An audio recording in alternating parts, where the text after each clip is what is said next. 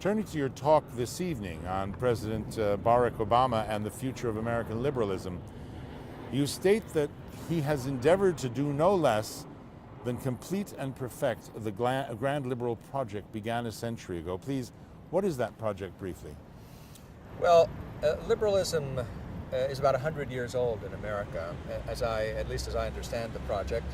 It began with progressivism, and the idea was to build a new and modern state that would eclipse and leave behind the old constitutional limitations on government in order to create what the progressives called a new and more noble commonwealth.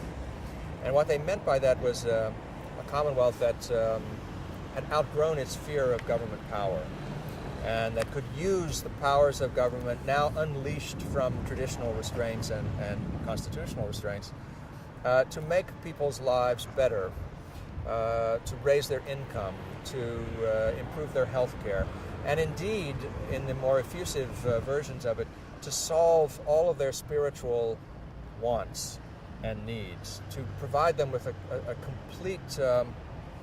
completely satisfying ethical and even cultural life.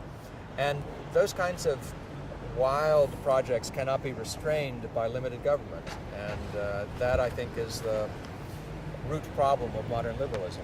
So that is why, as you've written, it has a concerning impact on people's rights and freedom. Yes. Our rights used to be defined by God or nature and turned into civil rights and protected by the Constitution. Our rights now come from liberal prophets to whom the future speaks, and then they vouchsafe to us what it is that we ought to be thinking and how it is we ought to be living, and no restraints by either majority will or the law of the land are really tolerated in that new dispensation.